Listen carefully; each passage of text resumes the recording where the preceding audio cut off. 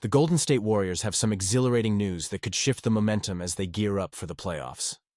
After a string of disappointing losses, the Warriors have shown resilience with a stunning performance against a struggling opponent. But what's even more electrifying? The emergence of a young star who's ready to take the spotlight when it matters most. Which player could be the game-changer for Golden State? Let's unpack this exciting development. But before we do, hit that subscribe button and like this video to stay in the loop on all things Warriors. The Golden State Warriors finally broke their recent slump with a much-needed win against the New Orleans Pelicans, a game that might have seemed underwhelming due to the Pelicans' injury woes, but for us, it's about the silver linings. After losing 3 out of 5 games, including 2 without Steph Curry, the Warriors showcased some promising performances that could reignite our hopes as we approach the playoffs. Let's talk about Steph. He returned from injury and, while his shooting might not have been stellar, 5 of 16 from beyond the arc, his presence on the court was invaluable. Just having him out there changes everything. His ability to create space and draw defenders allows his teammates to find opportunities. He didn't aggravate his pelvic bruise, and that alone is a huge relief for Dub Nation.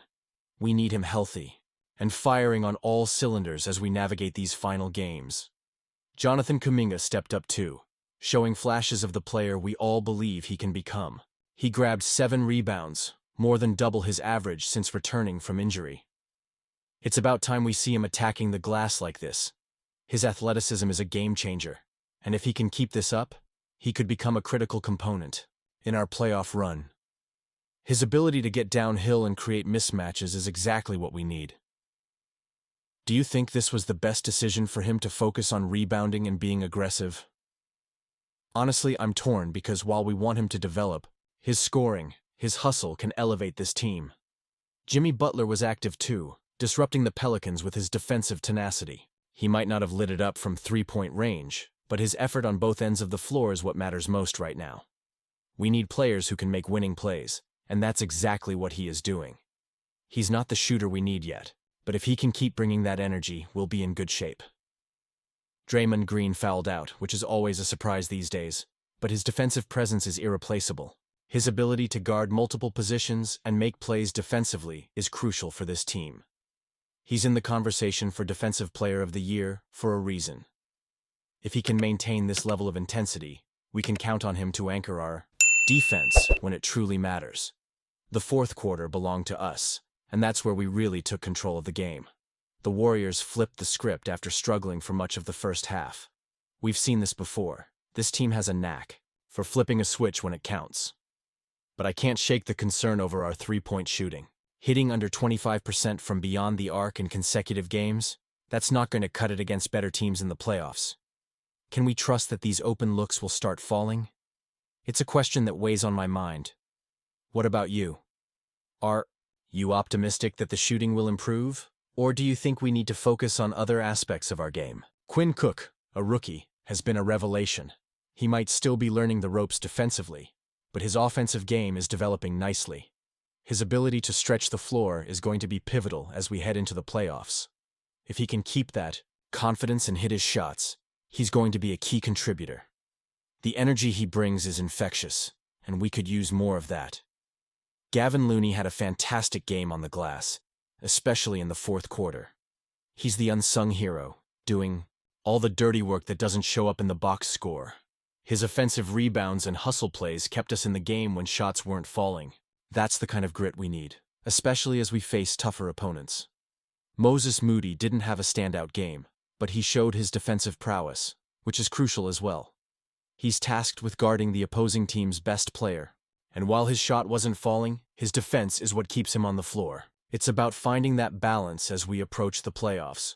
Who can score and who can lock down on defense? With only 9 games left, the Warriors are still holding on to the 7th seed. But it's going to be a tight race. We don't control our destiny, but we can stack wins. What seed do you think we'll finish in? I want to hear your opinions down below. The buzz surrounding Jonathan Kuminga and his future with the Golden State Warriors is electric, and frankly, it's hard not to feel a mix of excitement and unease. As we dive into the latest projections, it seems we could be witnessing the last chapter of Kuminga's journey in the Bay Area, And that thought weighs heavily on my mind as a passionate fan. Analysts are suggesting that Kuminga could be lured away by a staggering $105 million offer from the Brooklyn Nets. That's right. A 4-year deal starting at $28.5 million annually could be enough to entice him to leave the Warriors. And while the Warriors have the right to match any offer thanks to Kuminga's status as a restricted free agent, the realities of the salary cap and looming luxury taxes complicate things significantly. The Warriors are already committed to significant salaries for key players like Stephen Curry, Jimmy Butler, and Draymond Green, which leaves little wiggle room to retain a budding star like Kuminga. It's reported that Kuminga's camp was eyeing a $35 million annual average salary, but the Warriors only offered $30 million. It's a classic case of a young player wanting to be compensated like the star he's capable of becoming, versus a franchise that's strapped for cash due to its expensive roster.